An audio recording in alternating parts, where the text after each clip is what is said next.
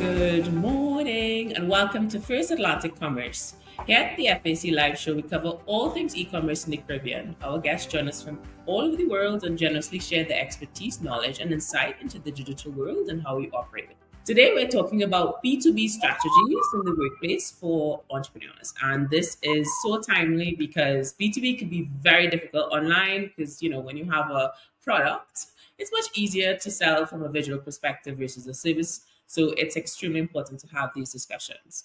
As always, I'm joined by the CEO of First Atlantic Commerce. Chris, how are you today? Hi, good morning. Very well, thanks. Great to see you again.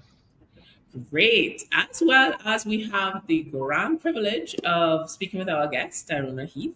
She is the Director of Marketing Engagement at B2B Institute at LinkedIn, a think tank funded by LinkedIn studying the future of B2B marketing and decision making. Ty is also the co-founder of Transform Her, the premier conference for professional women of color and allies in technology. She's also a two-time Olympic trials qualifier in the 800 meters. So a well-rounded individual. How are you today, Ty? Thank you so much. That was such a warm introduction. I'm super excited to be here.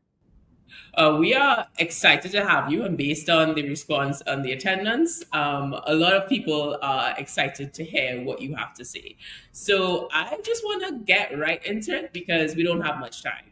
When it comes to marketing, it's such a broad word. Everybody likes to throw a little sales in there. We have the separation of digital and the more it's had evolved so much with digital. So when it comes to B2B marketing, Ty, tell us, what does it mean? Well, first, let me tell you a little bit more about the think tank so you can get a sense of why B2B and the focus here. My job is to research new approaches to B2B growth. We want to transform the category to beyond the tactical to helping B2B take the long view. So why should B2B take the long view? Well, going back to what you asked, what is it in the first place? Very simply said, it's when one company is selling stuff to another company. So that's instead of selling stuff to people like you and me. So think about it as big company like IBM selling an analytics platform versus us going to the store and buying a Coca-Cola or Coca-Cola selling us a Coke. And so that's what it's all about. And the thing that people need to understand about B2B is that it makes up over half of the global economy. And there's some huge, companies in this space that sell to other companies that are bigger and faster growing than some B2C companies, right? And I really think it's the future of economic growth.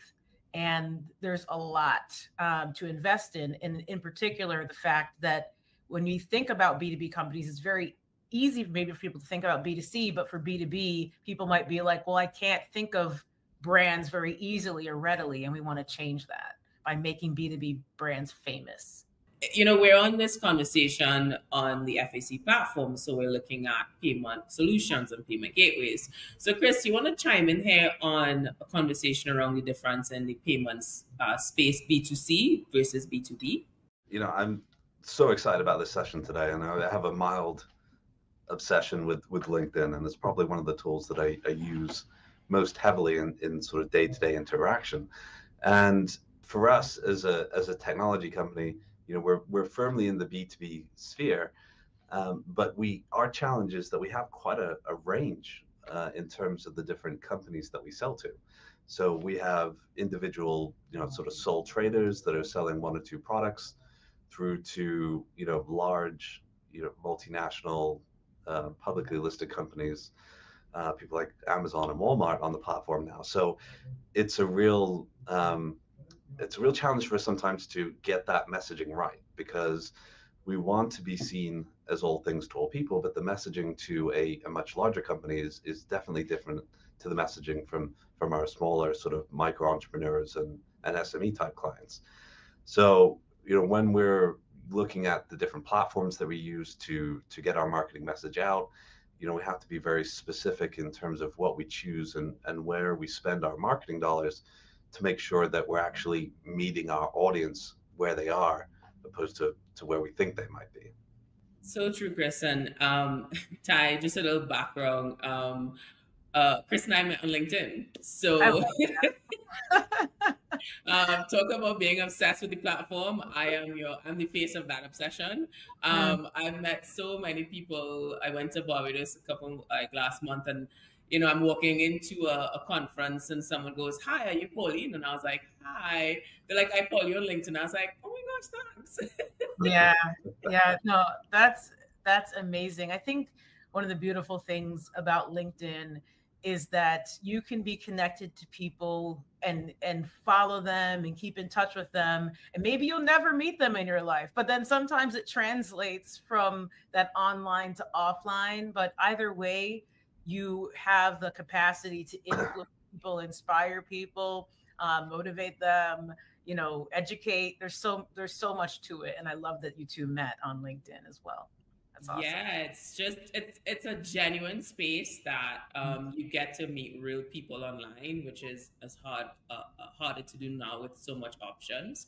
And when it comes to this space within marketing, that understanding, because folks are like, oh my gosh, I have this service to sell. I can't use a website to sell my service. In reality, that's where your customers are. So when it comes to this idea of B2B marketing, Ty, can you give us some insight into the differences? Because you've been in the Yeah. marketing space for quite some time. Let's not give a number, right? A long time. A long time. So when it comes to, give us a main difference between that B2B and B2C space in the marketing industry. Yeah. So, a couple things. There are a couple key differences for people to think about when it comes to B2B versus B2C. One of the things I would say is that sales activation is much harder in B2B than it is in B2C. Why is that? Because it takes longer for B2B decisions to be made. So sales cycles are longer. Typically, there's like a dozen different touch points needed to close a deal. There are more people happen to be involved in the decision, and there are more things that need to be communicated. So when you think about Coca-Cola, I'll go back to the Coca-Cola example because everyone knows Coca-Cola. They don't need to spend that much time explaining the functional benefits of a soda. Whereas like IBM has to put in more work to close a multi-million-dollar IT contract. So it's not to say that it creates more value, it's just that it requires more resources. B2B takes more time to decide, and more people have a say. There are bigger deals. So in B2B, businesses might buy a lot at once for their operations. B2C, smaller deals, it's one person buying for themselves. We just talked about relationship building. So because it's decisions being made for the long haul, relationship building is so important. Building memories with people so that you're the brand that's thought of when it's time for them to make that decision is incredibly important.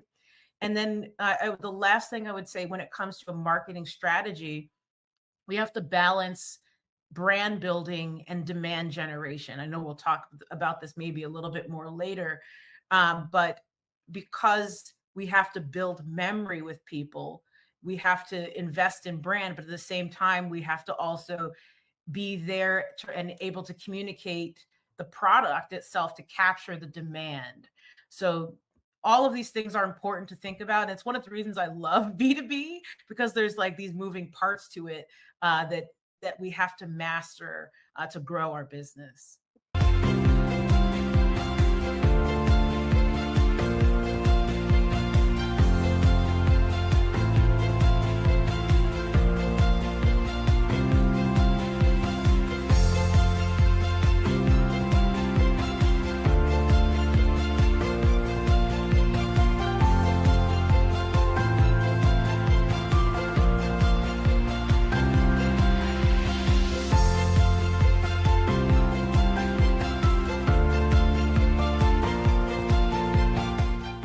And welcome back. Thank you so much for joining First Atlantic Commerce. FAC Live covers all things e-commerce with guests joining us from different islands and across the world, sharing their knowledge on the digital world.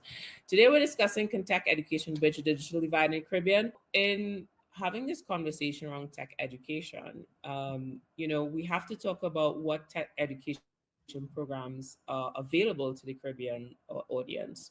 So, Maria, can you share some insight on that first? Tech education programs are available in different ways. Right now, as it was mentioned before, during COVID-19, we saw a very high demand of MOOCs, of boot camps, of different programs that are being offered outside of the education system and more within the education system. Universities are partnering with Coursera, with edX, with different educational platforms to offer this. We also see that many of the big tech companies are offering courses, and the I will say that the supply of courses and places to learn about digital skills and tech education, it's huge.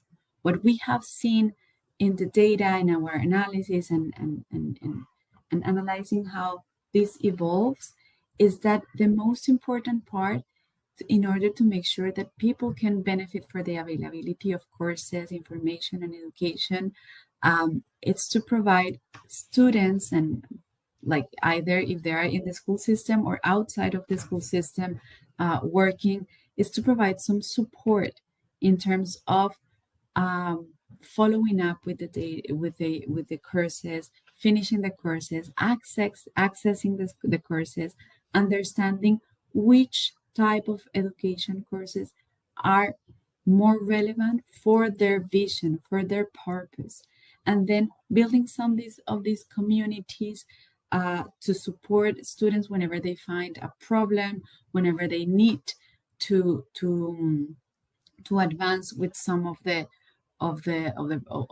issues. Because what we have seen is that given that even in this very large number of courses that are being offered, what we observed is that a massive number of dropouts. People start these courses, but they don't finish. And what we have seen in our data analyzing, for example, large experiments of offering access to Coursera or other different MOOCs, is that less than 10% of the people that start with the course, they finish the specific courses, no matter the length. And in general, those who finish are those that are highly educated, that are like in less disadvantage. So in order for like to really democratize the access to this tech education, it's really important that the countries offer support to all the students to access, to identify which one, and to finish on time, to finish and continue learning from whatever it's available.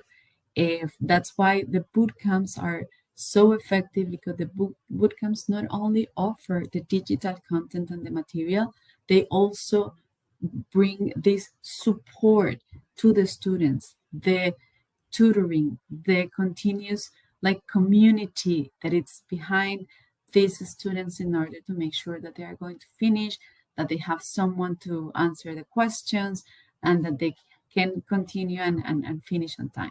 That's such an interesting point when it comes to this tech space, because obviously we're using all these tools. But I want to touch on a conversation about something Jayme mentioned earlier as well, when it comes to the different demographics and socioeconomic positionings. How does that affect someone once they start these? Because you have all these free courses like Coursera. I recently finished a digital marketing course as a refresher, but it's definitely has to do with the privilege of time and being able to have access to the internet. So Jayme, how important is that? Having access is a major part, as well as understanding digital literacy. And most of the times, rural areas are not being covered, or socioeconomic challenges. We don't have, there's single parents, there's not enough income to actually even have current or even have internet coverage, or even to say have a device. So all of these things play a part of the ecosystem in ensuring that students, that persons are tapped into benefiting from tech education. So I would say infrastructure development is a major part, and you have to look at expanding internet access. You have to look at, who are the service providers, the Digicels, the B Mobile, the Flow. Those are the ones who have to extend high-speed internet to rural and undeserved areas. And I think there's great collaboration that can take place between these providers and government, where if not, a particular area or a particular home in undeserved areas, look at the schools, look at the libraries, look at community centers. These are common areas where, these particular grouping of students would be able to meet, would be able to benefit and have access to digital literacy. Many times I see, ministries of education, they distribute tablets and stuff at the beginning of school term, or even when we had the pandemic. A lot of tablets and laptops went out, but there wasn't really, the infrastructural development behind it. Do they have access to internet? Is there a particular system or a particular structure that is, built into the laptop that will guide the usage of the laptop, or guide the usage of digital literacy, and and learning about the different tech education courses? So there's a number of factors, that is interplaying here to ensure that students get the tech education that they need. Even things like customizing educational content. I remembered in the pandemic, yes, teachers were forced to go online. They had to adapt quickly to new ways of teaching. However, there was not enough localized, contextualized content, to assist them within the virtual classroom. So you're looking at different, localized content as well as flexible learning modes, because as I mentioned before, students learn differently. So you have to have, different types of content, bits and pieces of content for them to really, engage, for them to really focus. And you also look at language, you also look at, backgrounds, and when you structure in these different types of content, again, this will increase motivation, increase engagement, and also increase their outcomes. So when it comes to the idea of having economy, back in the day before my time, um, we're talking about things like, we had typewriters, we had this idea of being able to assist someone who's doing traditional work. But now we're in a world where we're talking about digital economy, and a lot of things start from there. So when it comes to, and this question is for Eldred, how can we have I guess, skill our workforce to contribute to the Caribbean digital economy? Where can a business start? One of the things that we talked about is that we need to be flexible with regards to the different models that we use to provide contents, and the infrastructure for that is key. As you probably know, and as I've shared before, I live in an island as well in Puerto Rico, and I work remotely. So infrastructure for me is key to be able to access the internet. And this is how we're getting all this education.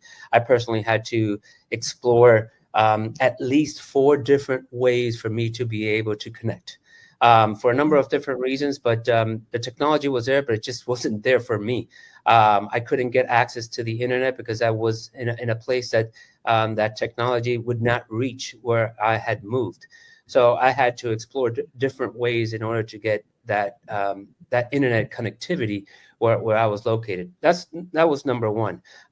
There are different ways, but some of the folks may not have the means to actually obtain that infrastructure, which goes to the second point is, how are we delivering this information, right? So if we're delivering it in a way that we have to leverage that technology, and that technology is not available, then we have to look for different ways of delivering that information.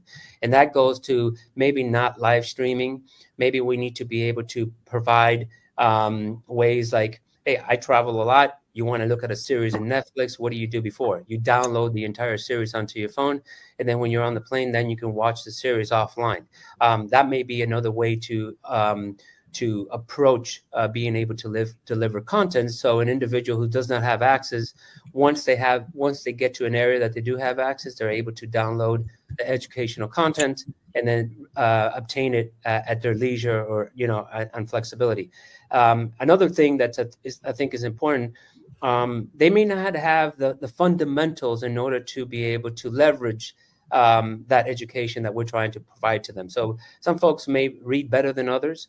Some folks have, different learning disabilities.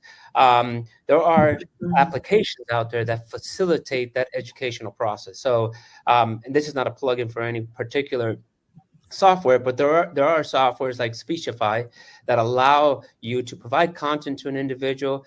That application will allow you to will read to the individual not only the content, but in a much faster in a shorter period of time. So now you have the ability to provide the content in a way that the recipient is able to take it in the way that they can take it in and be able to leverage it. So I think understanding all these things is critical, not just providing the content in traditional ways that we think of. Education is key, and like I said before, partnering up with the right people once we're trying to train our folks is key. So one of the things that we do at FAC is we understand our core business very well. We're in the payments business, but we also have to deliver value-added technology to our clients, and we can't be everything to everyone. So we even best of breed partnerships, which is if we have to deliver a technology, we look for that best partner to deliver that technology to our clients. We do an integration, and then together we can provide the best of breed solutions to our clients. And I think we have to take a similar approach in education. So if we know that AI is impacting our employees, impacting the future of our employees, impacting our industry, then we have to go and look for those experts in that technology, whether it's AI, fraud prevention, or different platforms, partner up with them and have them in conjunction with ourselves to be able to deliver that education that's needed in order for us to get from point A to point B.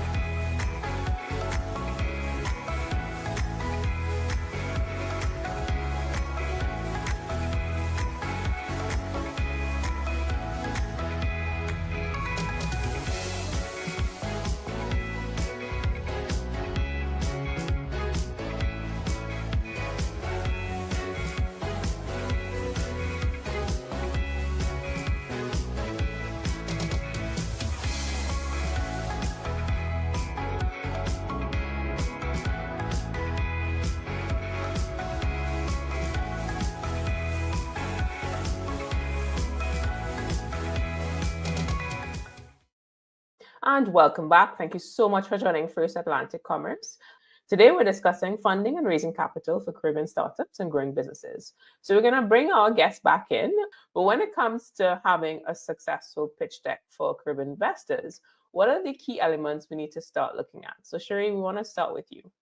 So your pitch deck needs to be clear about the problem and solution, focusing on local relevance at first, right? So you need to really be able to articulate what it is that you're solving and exactly how are you solving it. Investors also want to see a team's experience to see if you're capable of handling what you're set out to do and the ability to handle Caribbean specific challenges. Also, they're looking for the market opportunity, not just in the island that you're starting in, but how will you scale across the region? What does that market look like? And is there potential to even scale outside of the Caribbean? So you need to be able to show that in a way that clearly articulates how you can grow. Also, detailing how you're planning to use the funds that you're asking for is key. So not just stating that, hey, I'm looking to raise $500,000, but what are you going to do with not only what are you going to do with the $500,000, but how is the $500,000 going to get you from point A to point B, right? Also, financial projections needs to be realistic and demonstrate some type of ROI for your investors. So I would say clearly articulating those items would you'll be able to present a good pitch deck, which is outside of actually pitching, right? So pitching, especially when I pitch, I always start with a story behind why is it that I started this company. Investors want to hear a story, not necessarily starting out with statistics. They want to hear the story. What's the story behind the company, right? And being able to articulate as you go through these slides, the problem, the solution, and everything that I just outlined. That's exactly how you create a successful pitch deck. David, I hate to make you the Debbie Downer, but I'm going to assign you to answer this question. What's one of the biggest mistakes people make on these pitch decks? The biggest mistake is actually before the pitch deck, which is assuming that what's in the entrepreneur's head is in the investor's head, and so not taking sufficient time or making sufficient space for communicating a message that is concise yet comprehensive. A pitch deck that is too sparse is almost equally as useless as a pitch deck that is overloaded with information. And I think there is a distillation of information that's needed to be able to effectively communicate a message to an investor in a compelling way. And of course, that manifests as many things, right? It manifests as overloading the pitch deck with financial information and underinvesting on the story side. It manifests as overinvesting on the story side and not communicating the quantitative and economic aspect of the opportunity. There is a level of finesse to being able to package amount of information that's in your head as an entrepreneur. You have founded this concept, you're passionate about it, and it's important for you to be able to step back, extract that information, and package it into a digestible bite for an investor to really glean their interest. And I think that's the biggest issue I see at the outset that manifests as many other little things downstream.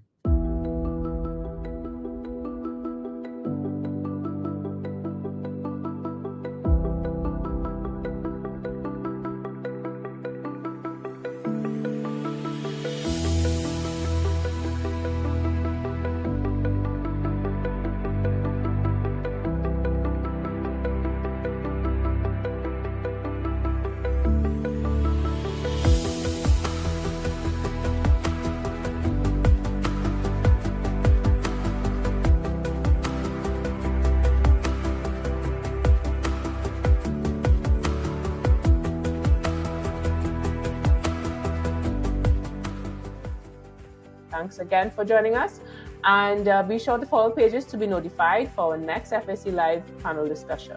See you soon. Bye, everybody.